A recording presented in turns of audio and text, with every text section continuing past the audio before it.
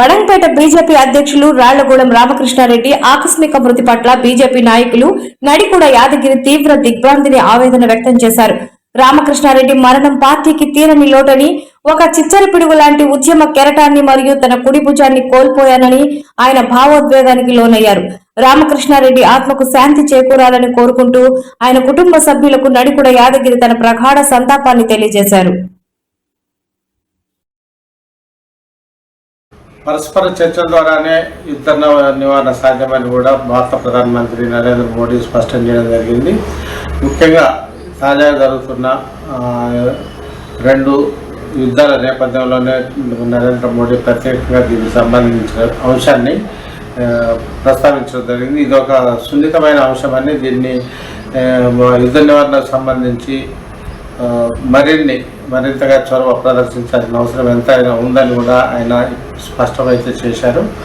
ముఖ్యంగా ఆస్ట్రియా దేశానికి చెందిన ఛాన్సలర్ క్రిస్టియన్ స్ట్రాకర్ 3 రోజుల పర్యటన నిమిత్తం భారతదేశంలో పర్యటిస్తున్న క్రమంలో ప్రత్యేకంగా నరేంద్ర మోడీ భేటీ కావడం జరిగింది. 2 దేశాల మధ్య నెలకొన్న సుహృద్భావ వాతావరణం నేపథ్యంలోనే అనేక అభివృద్ధి లేకపోతే వెల్ఫేర్ యాక్టివిటీస్ సంబంధించి కూడా, అదేవిధంగా విదేశీ విధానాలపై కూడా ఇరువురు నేతలు అయితే చర్చించుకోవడం జరిగింది. ఈ నేపథ్యంలోనే అంతర్జాతీయ స్థాయిలో ముఖ్యంగా మధ్యప్రాచ్యంలో నెలకొన్న ఉద్రిక్తలను నివారించడానికి ప్రయత్నాలు మాత్రం జరగాల్సిన ఆవశ్యకత ఎంతైనా ఉందని ఇరువురు నేతలు కూడా, క్రిస్టియన్ స్టాకర్ మరియు నరేంద్ర మోడీ కూడా నొక్కి చెప్పడం జరిగింది. ముఖ్యంగా ఇజ్రాయెల్, అమెరికా, ఇరాన్ మధ్య నెలకొన్న యుద్ధానికి సంబంధించి, అదేవిధంగా ఆఫ్ఘనిస్తాన్, ఇటు రష్యా, ఉక్రెయిన్ కావచ్చు, ఆఫ్ఘనిస్తాన్, పాకిస్తాన్ మధ్య కూడా వంటి 3 చోట్ల యుద్ధాలు అయితే జరుగుతున్నాయని, ఇందులో ముఖ్యంగా పేర్కొదగ్గ యుద్ధాలు ఏదైనా ఉంటే అవి ఉక్రెయిన్, రష్యా మరియు ఇటు ఇరాన్, ఇజ్రాయెల్, అమెరికా అనే విషయాన్ని కూడా స్పష్టం చేశారు. యుద్ధాల వల్ల ప్రాణ నష్టం, అపారమైన ఆస్తి నష్టం కూడా జరుగుతున్నదని, దీంతో యుద్ధం జరుగుతున్న దేశాలు కొన్ని దశాబ్దాల వెనక్కి వెళ్లే ప్రమాదం ఉందని కూడా భారత ప్రధానమంత్రి నరేంద్ర మోడీ ఆందోళన వ్యక్తం చేయడం జరిగింది. ఇదే విషయాన్ని కూడా క్రిస్టియన్ స్టాపర్ కూడా అది తన అభిప్రాయాన్ని నరేంద్ర మోడీతో పంచుకోవడం అయితే జరిగింది.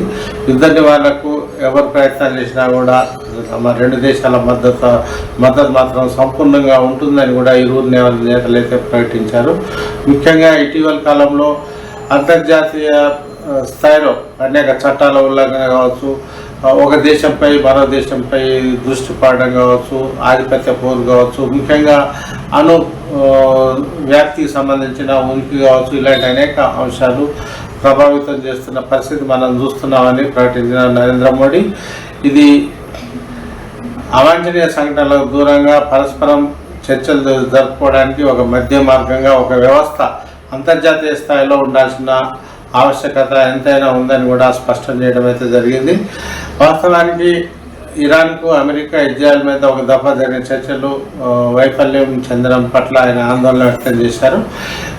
మధ్య మార్గంగా ఒక మంచి వాతావరణంలో ఇలాంటి చర్చలు మరొకసారి నిర్వహించైనా సరే యుద్ధ నివారణకు పరిష్కార మార్గాన్ని కనుగొనాలని, కేవలం యుద్ధం చేసుకోవడం వల్ల అసలు సమస్యలకు పరిష్కారం దొరకదనే అభిప్రాయం కూడా ఇండియాకు ఉన్నదనే విషయాన్ని గుర్తుంచుకోవాలని నరేంద్ర మోడీ పేర్కొన్నారు. ముఖ్యంగా 3 చోట్ల జరుగుతున్న ఎక్కడ యుద్ధం కూడా పరస్పర దౌత్య చర్చల ద్వారా సమసిపోయే విధంగా చొరవ తీసుకోవాల్సిన అవసరం ఎంతైనా ఉందని, అదేవిధంగా 2 వైపుల నుంచి కూడా సానుకూలమైన వాతావరణాన్ని సృష్టించాల్సిన అవసరం ఉండాలని, అప్పుడే నిర్వహించే చర్చలు కానీ ఇటు దౌత్య ఇట్ల విధానం కానీ ఫలప్రదం అవుతాయనే అభిప్రాయాన్ని కూడా మరోవైపు నరేంద్ర మోడీ వ్యక్తం చేయడం అయితే జరిగింది. ఇటీవలి కాలంలో ముఖ్యంగా పెను ప్రకంపనలు సృష్టిస్తున్న మధ్యప్రాచ్యంలోని Israel, America, Iran war start అయ్యి కూడా 40 రోజులు దాటిపోయింది. 15 రోజుల తర్వాత యుద్ధాలకు సంబంధించి తన అభిప్రాయం ఏమిటో నరేంద్ర మోడీ తాజాగా మొట్టమొదటిసారిగా పెదవి ఇప్పడం అయితే జరిగింది.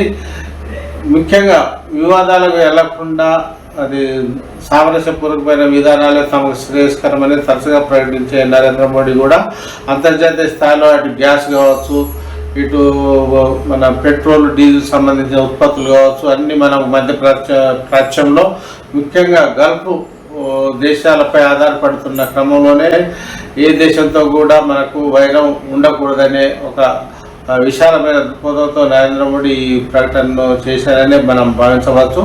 నరేంద్ర మోడీ చేసిన ప్రకటన కూడా ఆస్ట్రియా ఛాన్సలర్ అయితే